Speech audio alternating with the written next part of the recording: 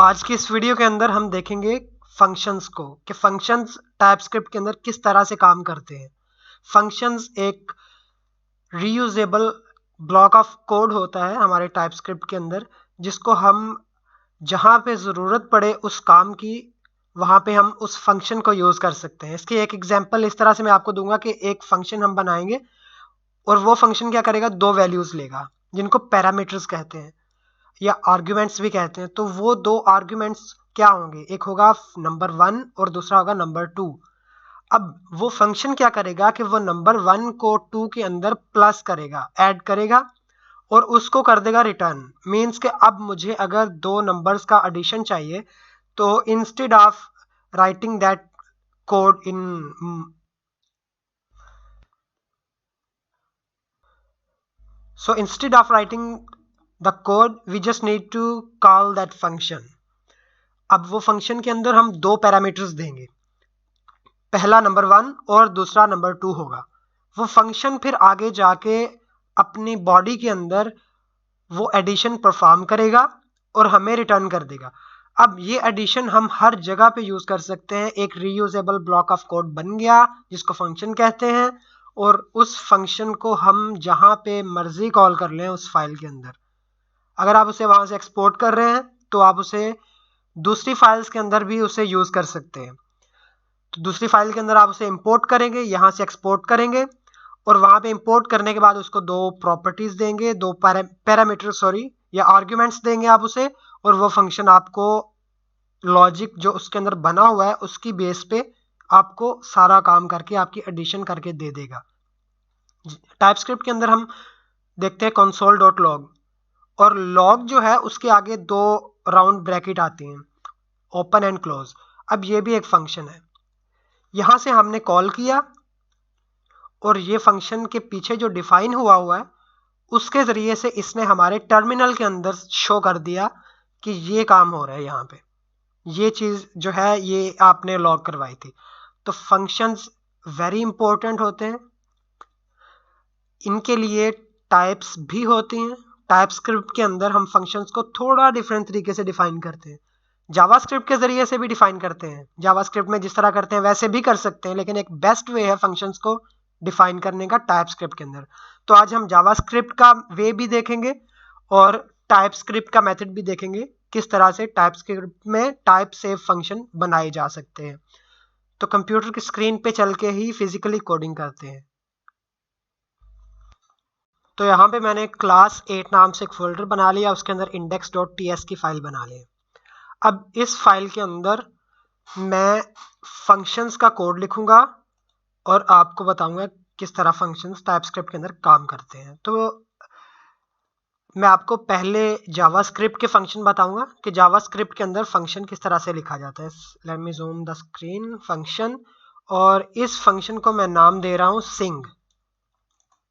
अब इस फंक्शन के अंदर ये जो राउंड ब्रैकेट के अंदर मैं लिखूंगा वो होंगे इसके parameters.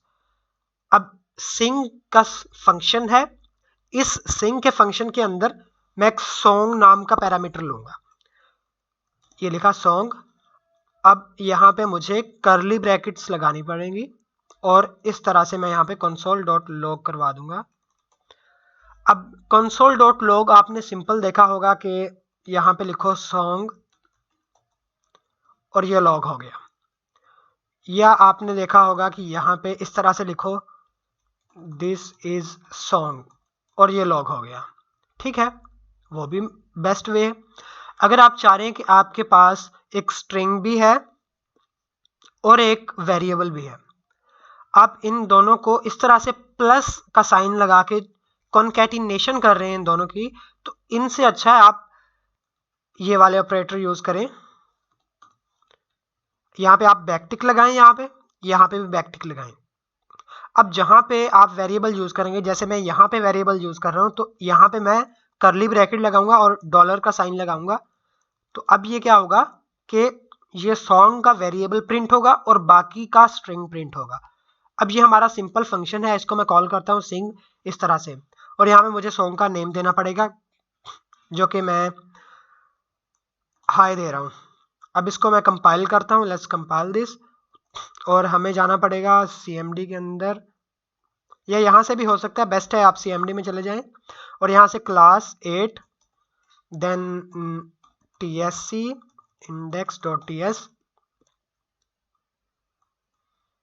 Then I'll run node index। तो यहाँ पे आ गया दिस इज सॉन्ग हाई। अब ये हो गया सिंपल जावास्क्रिप्ट। अगर मैं यहाँ पे टाइप स्क्रिप्ट लगाना चाहूँ तो ये जो पैरामीटर यहाँ पे मुझे आर्ग्यूमेंट मिल रहा है इसको मैं टाइप दे दूंगा, स्पेसिफिकली इसको टाइप डिफाइन कर दूंगा। अगर आप यहाँ पे देखें तो इम्प्लिसिटली इसकी टाइप एनी डिफाइन की हुई है, हमें एक्सप्लिसिटली डिफाइन करनी है तो मैं यहाँ पे लिखूंगा स्ट्रिंग, तो सेम काम करेगा क्योंकि यहाँ पे हम ऐसे स्ट्रिंग पास कर रहे हैं और यहाँ पे स्ट्रिंग आ गया, इसने प्रिंट करवा दिया। और यहाँ पे ये हमारे पास CLS एंड नोड इंडेक्स, तो यहाँ पे इसने दिस इज सॉन्ग ये वाला इसने प्रिंट करवा दिया। और यहाँ पे हमने ये बैकटिक्स भी देखे कि बैकटिक्स के जरिए से आप एक स्ट्रिंग और एक वेरिएबल को किस तरह से यहाँ पे एक साथ में कॉन्कैटिनेट करके लगा सकते हैं। अब सपोज दैट यहाँ पे मेरे पास 2 आर्ग्यूमेंट्स हैं, एक सिंग है और एक सेकंड है, और सेकंड को मैंने डिफाइन कर दिया स्ट्रिंग। अब यहाँ पे मेरे पास 2 आर्ग्यूमेंट्स हैं। जब मैंने यहाँ पे फंक्शन को कॉल किया तो यहाँ पे मुझे एरर आ रहा है, कह रहा है कि एक्सपेक्टेड 2 आर्ग्यूमेंट बट गॉट 1, और ये तो पॉसिबल नहीं है, वहां पे 2 आर्ग्यूमेंट्स लिखे गए हैं और दोनों ही स्ट्रिंग हैं, तो आपको यहाँ पे 2 आर्ग्यूमेंट्स देने पड़ेंगे। और यहाँ पे अगर मैं इसे दूसरा आर्ग्यूमेंट दे दूंगा तो ये खुश हो जाएगा और एरर चला जाएगा। अब ये हमें एरर नहीं देगा। अगर मैं यहाँ पे 3 आर्ग्यूमेंट दे दूं तो भी ये हमें एरर देगा और ये कहेगा कि भाई 2 की लिमिट है, 2 ही मिनिमम आ सकते हैं, तो 2 फिक्स्ड 2 यहाँ पे जितने डिफाइन किए उतने आप देंगे, उससे ना एक ज्यादा ना एक कम, जितने डिफाइन किए हैं वो सारे के सारे आपको देने पड़ेंगे। अगर मैं यहाँ पे आपको कंपाइल करके दिखाऊं तो एरर आ जाएगा कंपाइलेशन में कि भाई this is not possible that you are going to do. तो ये हमारे पास एरर आ गया और ये भी वही कह रहा है कि एक्सपेक्टेड 2 आर्ग्यूमेंट्स बट गॉट 1, तो हमें गॉट 3, तो हमें यहाँ पे 2 ही देने पड़ेंगे। मतलब आप जितने डिफाइन करेंगे आर्ग्यूमेंट्स विद देयर टाइप्स उतने ही आपको देने पड़ेंगे। अब सपोज दैट कि मैं यहाँ पे एक कम देना चाहता हूँ, ये हेलो मैं नहीं देना चाह रहा, इस तरह से मैं देना चाह रहा हूँ। अब मेरे पास एरर आ रहा है, वो कह रहा है कि आप नहीं दे सकते, यहाँ पे 2 देने हैं, आप 1 दे रहे हैं, वो कंपाइल नहीं करेगा। अगर मैं आपको कंपाइल करके दिखाऊं index.ts, इसको वो कंपाइल नहीं करेगा, वो हमें एरर दे देगा। अब मैं चाह रहा हूं कि मेरे पास दूसरा है ही नहीं, मैं कहां से दूं, तो यहाँ पे मैं नहीं दे सकता।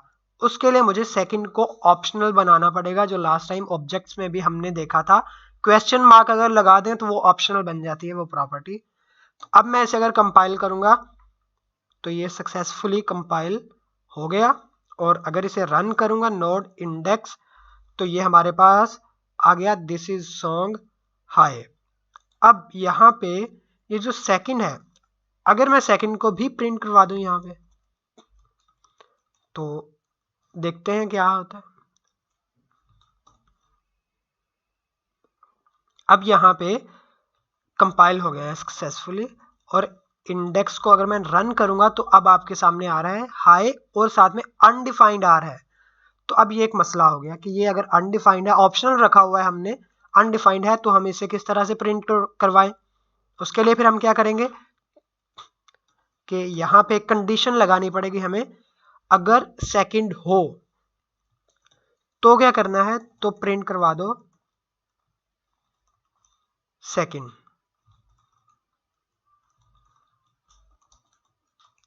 अब देखिएगा कि ये सेकंड भी प्रिंट होगा और सॉन्ग, और अगर सेकंड ना हुआ तो सेकंड अनडिफाइंड प्रिंट नहीं होगा। सो सी दिस इज सॉन्ग और हाई अनडिफाइंड, तो मैं अनडिफाइंड भी दे सकता हूं क्योंकि वहां पे ऑप्शनल लगा हुआ है। वहां पे ऑप्शनल मतलब कि ये प्रॉपर्टी नहीं हो सकती, अनडिफाइंड भी हो सकती है और हो भी सकती है। अगर होगी तो यहाँ पे प्रिंट होके आ जाएगी। अगर नहीं होगी तो ये वाली इफ की कंडीशन, ये वाला ब्लॉक नहीं चलेगा, ये फॉल्स हो जाएगा।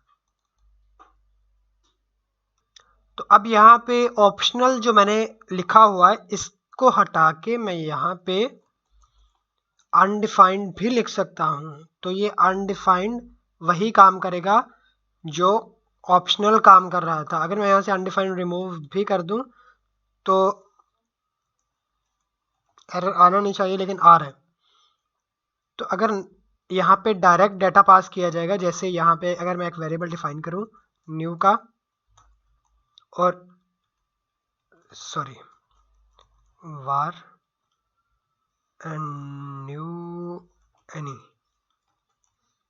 वो कह रहा है कि refer to type but is being used as value. Okay, तो ये कह रहा है कि आप इस न्यू के कीवर्ड को as a variable name use नहीं कर सकते, क्योंकि ये एक कीवर्ड है जावास्क्रिप्ट का, आपको इसके साथ कुछ लगाना पड़ेगा।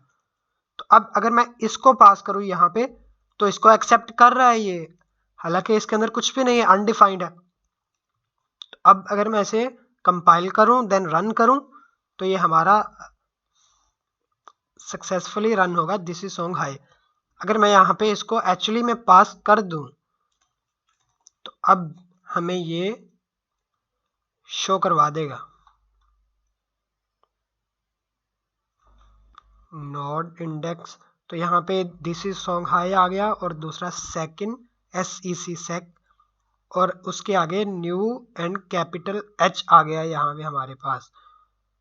तो अब यहाँ पे मैं एक चीज़ आपको बताना चाह रहा हूँ कि आप इसको अगर ऑप्शनल रखते हैं और इसको उठा के आप इसका फर्स्ट आर्ग्यूमेंट बना दें तो वह एरर देगा। अब इस एरर का मतलब यह है कि अगर आपका पहला ही ऑप्शनल है तो यहाँ पे जो पहला है वो इसको जाएगा या इसको जाएगा। अगर पहला ऑप्शनल है तो आप यहाँ पे पहले नंबर पे कुछ देंगे तो वो इसको चला जाएगा, और ये ऑप्शनल है, अगर नहीं देना चाहते तो आप इसको किस तरह से देंगे, नहीं दे सकते। इसलिए ये एरर दे रहा है, ये कह रहा है कि ऑप्शनल प्रॉपर्टीज, ऑप्शनल आर्ग्यूमेंट्स हमेशा लास्ट में ही दिए जा सकते हैं। अगर शुरू में देंगे तो वो एरर देगा, और शुरू में देने से मसला भी बन सकता है, कोड में कंपाइलेशन एरर आ जाता है, या समटाइम्स UI पे एरर शो होता है जब इसे आप Next.js वगैरह या HTML के साथ जावास्क्रिप्ट को इंटीग्रेट करके इसे चलाते हैं। जावास्क्रिप्ट को कैसे HTML के साथ इंटीग्रेट करते हैं, मीन्स के टाइपस्क्रिप्ट को कैसे HTML के साथ इंटीग्रेट करते हैं। टाइपस्क्रिप्ट की फाइल जब कंपाइल होती है तो वो जावास्क्रिप्ट के अंदर कन्वर्ट होती है। अब HTML की फाइल के अंदर आप जावास्क्रिप्ट की फाइल को लिंक कर सकते हैं, और वो टाइपस्क्रिप्ट फिर HTML के पेज पे जाके रन होगी। So back on the topic, यहाँ पे अगर मैं इसको वैल्यू असाइन कर दूं like second is equal to 4, तो अब यहाँ पे मैं इसको अगर रिमूव भी कर दूं तो मुझे एरर नहीं देगा, और सक्सेसफुली कंपाइल भी होगा, और यहाँ पे हमें दोनों ही शो किए जाएंगे, this is song high and sec4। अब यहाँ पे अगर मैं कुछ नंबर दे भी दूं तो अभी मुझे ये कुछ नहीं कहेगा, और यहाँ पे अगर मैं स्ट्रिंग दूंगा तो मुझे ये एरर देगा और कहेगा कि यहाँ पे आप सिर्फ और सिर्फ टाइप नंबर ही असाइन कर सकते हैं, आप यहाँ पे स्ट्रिंग नहीं असाइन कर सकते। इसके अलावा आप यहाँ पे अनडिफाइंड भी असाइन कर सकते हैं। तो यहाँ पे अगर मैं अनडिफाइंड लिखूं, अनडिफाइंड, तो वो भी असाइन हो गया यहाँ पे मेरा। अब इसके बाद हम देखेंगे कि रेस्ट ऑपरेटर, रेस्ट पैरामीटर्स क्या होते हैं। रेस्ट पैरामीटर्स मीन के यहाँ पे मैंने 4 को इस तरह से किया कैंसल और इसको लिख दिया स्ट्रिंग। अब मैं चाह रहा हूँ कि यहाँ पे रेस्ट पैरामीटर यूज हो, मीन्स के यहाँ पे स्ट्रिंग सेकंड के अंदर स्ट्रिंग की एरे आए इस तरह से।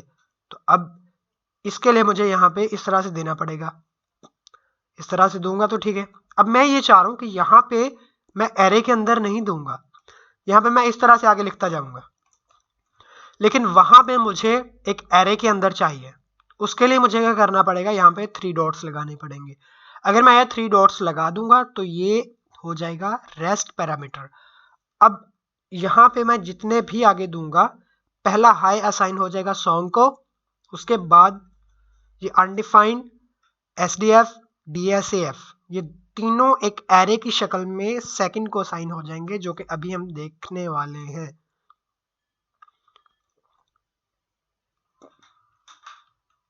तो यहाँ पे आप देख रहे हैं कि सेक के अंदर आ गया अनडिफाइंड, एसडीएफ, डीएसएफ।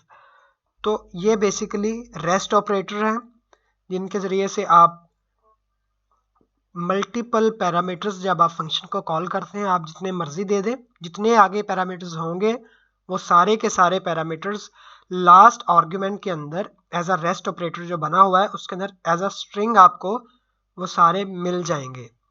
और आपने अगर यहाँ पे स्ट्रिंग डिफाइन किया हुआ है और यहाँ पे आप एक नंबर दे रहे हैं तो वो आपको एरर देगा।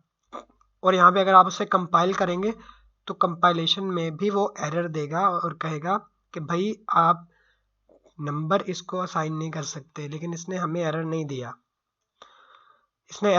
लेकिन वैसे हमें ये एरर शो करवा रहा है। देना चाहिए था एरर, अगर नहीं दिया तो खैर कोई मसला नहीं। तो यहाँ पे अनडिफाइंड ओके, सो मैंने इसको सेव नहीं किया। अब मैं सेव करके अगर चलाऊंगा तो यहाँ पे मुझे ये एरर देगा और ये एरर आ गया। ओके, तो अभी हमने ये सारा कुछ देख लिया। अब मुझे अगर इसको एक वेरिएबल के अंदर स्टोर करना हो, लेट रिटर्न वैल। अब इस वेरिएबल को मैंने टाइप देनी है, जैसे ये होगी स्ट्रिंग।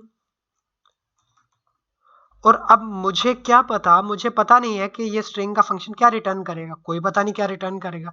तो इसकी रिटर्न टाइप एक फंक्शन की हम यहाँ पे लिखते हैं कि भाई ये नंबर को रिटर्न करेगा। अब ये नंबर को रिटर्न करेगा, ठीक है, नंबर को करेगा। तो यहाँ पे भी हम लगा देंगे कि इसमें नंबर स्टोर होगा। और यहाँ पे हम ये भी लिख सकते हैं कि एज नंबर, कि ये फंक्शन जो वैल्यू रिटर्न करेगा उसे एज अ नंबर ट्रीट किया जाएगा और इस वेरिएबल के अंदर स्टोर किया जाएगा और वो वेरिएबल की टाइप है नंबर। अब ये नंबर जो इसकी रिटर्न टाइप हमने यहाँ पे डिफाइन की, ये हमें कह रहा है कि इसको रिटर्न भी तो करवाओ कुछ। नंबर आपने लिख दिया रिटर्न करेगा, लेकिन ये रिटर्न तो कुछ भी नहीं कर रहा। अब यहाँ पे ये हमने स्पेसिफिकली इसको टाइप बता दी कि ये फंक्शन नंबर रिटर्न करेगा। तो ये ट्रांजिशनल मेथड है फंक्शंस को डिफाइन करने का। अब हम टाइपस्क्रिप्ट के अंदर फंक्शन किस तरह से डिफाइन होते हैं वो देखते हैं। यहाँ पे मैं लिखूंगा कॉन्स्ट लिख सकते हैं, लेट लिख सकते हैं या वार भी लिख सकते हैं। So best is const functions के लिए, वैसे भी क्योंकि फंक्शंस बार बार नहीं डिक्लेयर नहीं होंगे। तो यहाँ पे मैं लिखूंगा एक फंक्शन, उसका नाम होगा सिंग सॉन्ग्स, और इसके बाद इज इक्वल टू लगाऊंगा, राउंड ब्रैकेट लगाऊंगा, और यहाँ पे फिर मैं इसकी रिटर्न टाइप बता सकता हूँ। देन मैं यहाँ पे इज इक्वल टू और इस तरह से लगा के इसकी बॉडी को डिफाइन करूंगा। अब इसके अंदर से मुझे 4 रिटर्न करना पड़ेगा। अब यहाँ पे इसके अंदर अगर मैं कोई आर्ग्यूमेंट लेना चाह रहा हूँ तो मैं यहाँ पे ले सकता हूँ इस तरह से, या बाकी जो आपको मैंने बताया वो भी आप ले सकते हैं। अब इस फंक्शन को एज वी कॉल अदर, इसको भी उसी तरह से हम कॉल करेंगे और यहाँ पे एक पैरामीटर दे देंगे। पैरामीटर की वैल्यू हम यहाँ पे उस फंक्शन को दे देंगे। अब यहाँ पे अगर मैं इसे कंपाइल करता हूँ तो ये सक्सेसफुली कंपाइल होगा और ये रन भी हो जाएगा। ओके, तो यहाँ पे कुछ भी नहीं आया क्योंकि हमने कुछ करवाया नहीं। यहाँ पे हम यूनियन टाइप्स भी यूज कर सकते हैं, जैसे हमने देखा। तो यहाँ पे नंबर भी रिटर्न हो सकता है, स्ट्रिंग भी रिटर्न हो सकता है। किस बेस पे रिटर्न क्या होगा, मैथ डॉट, आप कुछ भी बेस हो सकती है आपकी, मैथ डॉट रैंडम, और इसका जनरेट किया हुआ नंबर अगर 0.5 से बड़ा हुआ तो यहाँ पे आ जाएगा स्ट्रिंग हाई, और अगर छोटा हुआ तो यहाँ पे नंबर आ जाएगा। तो दोनों टाइप अभी हम रिटर्न कर सकते हैं और हमने डिफाइन किया हुआ है। अगर मैं यहाँ पे नंबर हटा देता हूँ और इस तरह से करता हूँ तो वो मुझे एरर दे रहा है कि भाई आप नंबर रिटर्न नहीं कर सकते, सिर्फ आपको स्ट्रिंग रिटर्न करना पड़ेगा। तो यहाँ पे आपको लगाना पड़ेगा कि यह फंक्शन नंबर भी रिटर्न कर सकता है, सिर्फ ये स्ट्रिंग के लिए नहीं बना। या आप यहाँ पे अनडिफाइंड रिटर्न करवा सकते हैं, अनडिफाइंड और पाइप साइन यूनियन जिसे कहते हैं, और डेट भी रिटर्न करवा सकते हैं इस तरह से। अब इस फंक्शन की आप अलहदा से अगर टाइप डिफाइन करना चाह रहे हैं तो वो मैं आपको बता रहा हूँ किस तरह से। यहाँ पे मैं लिखूंगा नथिंग फंक्शन। अब ये फंक्शन मैंने बना दिया और ये रिटर्न क्या करेगा, ये रिटर्न करेगा एक स्ट्रिंग। ये होगी इसकी टाइप। सॉरी, इसको मैंने इज इक्वल टू नहीं लगाना, इस तरह से लगाऊंगा। तो ये हमारी होगी फंक्शन की टाइप। अब इस टाइप के जरिए से हम हमारा फंक्शन डिफाइन कर सकते हैं, नथिंग इज इक्वल टू इस तरह से, और यहाँ पे मैं डायरेक्टली ये लगा दूंगा। अब यहाँ पे मैं रिटर्न करूंगा स्ट्रिंग। रिटर्न के स्पेलिंग गलत है, तो अब मैंने ये स्ट्रिंग रिटर्न किया हाई का, सारे एरर चले गए क्योंकि इसकी रिटर्न टाइप यहाँ पे हमने डिफाइन की हुई है।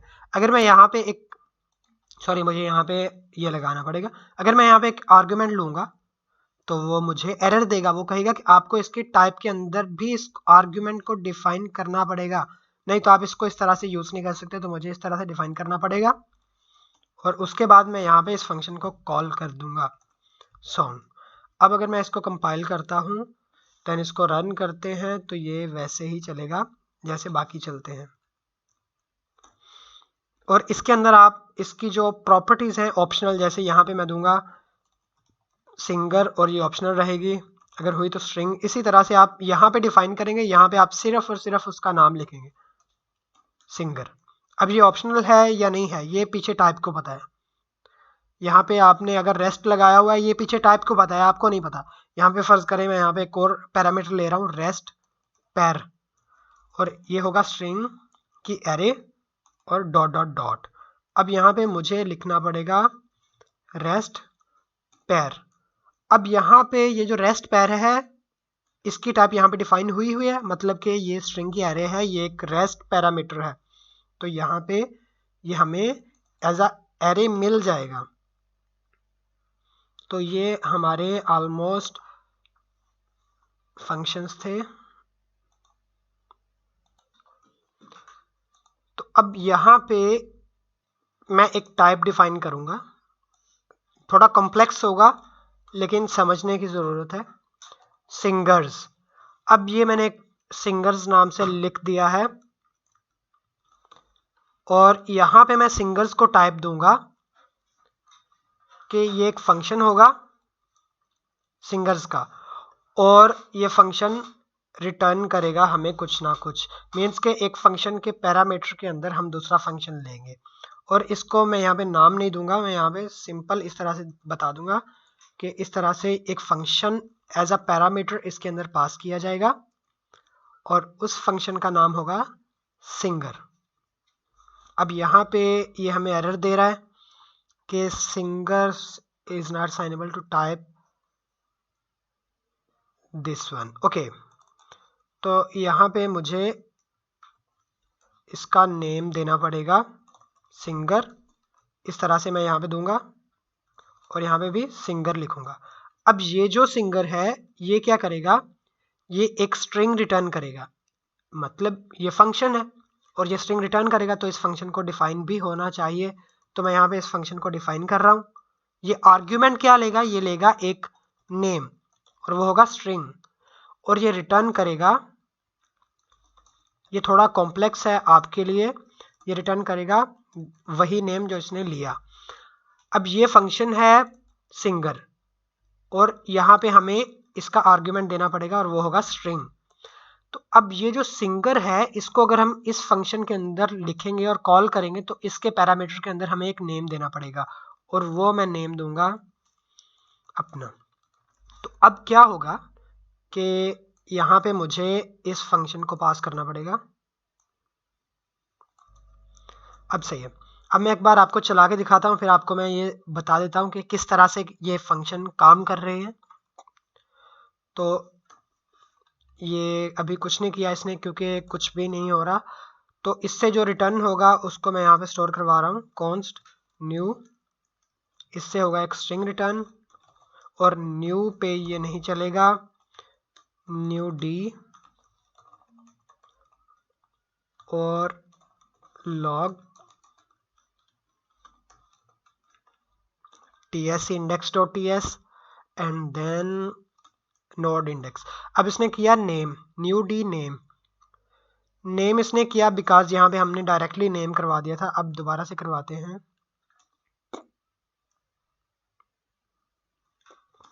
तो अब इसने बासित प्रिंट किया। अब ये काम किस तरह से कर रहा है, हमने एक फंक्शन डिफाइन किया यहाँ पे।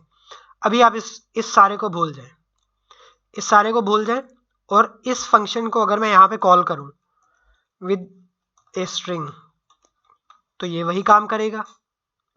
अब मैंने एक और फंक्शन बना दिया विद दिस टाइप, और ये वाला फंक्शन जहां पे भी कॉल होगा वो एक पैरामीटर के साथ कॉल होगा, वो होगा स्ट्रिंग। अब एक फंक्शन की मैंने टाइप बनाई और ये उस फंक्शन का पैरामीटर है। यहाँ पे इस पैरामीटर में मैंने एक नाम दिया कि इस नाम से होगा, और उसकी टाइप क्या होगी, उसकी टाइप होगी ये, वो रिटर्न करेगा स्ट्रिंग, और ये भी स्ट्रिंग कर रहा है रिटर्न, लेकिन मैंने यहाँ पे इसे डिफाइन नहीं किया। ओके, और वो लेगा एक पैरामीटर, उसका नेम होगा नेम, तो ये नेम है, उसकी टाइप होगी पैरामीटर की स्ट्रिंग, तो ये स्ट्रिंग है। अब ये जो हमारा फंक्शन है इसको कॉल करना पड़ेगा, इसको कॉल करेंगे हम यहाँ पे इस फंक्शन की बॉडी के अंदर। सिंगर को हमने यहाँ पे कॉल किया विद इट्स पैरामीटर जो कि स्ट्रिंग है, और उसके रिटर्न करदा चीज को स्टोर किया न्यू डी के नाम के वेरिएबल के अंदर, और न्यू डी को यहाँ पे हमने प्रिंट करवा दिया, और इस फंक्शन से हो गया रिटर्न हाई। तो अब ये फंक्शन जब कॉल होगा तो ही सारा सिस्टम चलेगा, और इस फंक्शन को अगर मैं लॉक करवाऊंगा तो ये हमें हाई देगा। तो let's compile this file again and run node index. तो ये देख सकते हैं आप न्यू डी बासित and then we got hi. So ये नेस्टेड फंक्शन हो गया, सॉरी नेस्टेड फंक्शन, एक फंक्शन के अंदर दूसरा फंक्शन। ये फंक्शन एज अ पैरामीटर हो गया कि आप पैरामीटर के अंदर आर्ग्यूमेंट के अंदर फंक्शन किस तरह से ले सकते हैं। तो ये बेसिकली सिंपल फंक्शंस हो गए। आपको काफ़ी सारी प्रैक्टिस करनी पड़ेगी इस चीज़ को समझने के लिए। अब मैं यहाँ पे इस आर्ग्यूमेंट की जगह पे मैं सिंपल भी दे सकता हूँ। इस तरह से मैं यहाँ पे सिंगर को हटाऊंगा और इसको भी हटा दूंगा, और यहाँ पे मैं डायरेक्टली लिख सकता हूँ फंक्शन, और ये फंक्शन रिटर्न क्या करेगा हाई, और ये फंक्शन एक पैरामीटर लेगा, उसका नेम होगा नेम, और ये फंक्शन जो है सॉरी इस तरह से आएगा। तो ये भी वही काम कर रहा है कि नेम ले रहा है और हाई रिटर्न कर रहा है, और हाई की जगह पे मैं यहाँ पे अगर नेम रिटर्न करवा दूंगा तो ये भी सेम काम करेगा जैसे ऊपर वाले कर रहे थे। वो मैंने अलग से डिफाइन किया ताकि कोड हमारा नीट एंड क्लीन रहे। तो न्यू डी बासित आ गया, और वो कहाँ से आया, ये वाला आया, और इसकी रिटर्न की हुई वैल्यू यहाँ पे आ गई। तो ये सिंपल फंक्शंस थे, सिंपल नहीं थोड़े कॉम्प्लेक्स थे, लेकिन प्रैक्टिस के हिसाब से ये सिंपल हो जाएंगे। सो अल्लाह हाफिज़।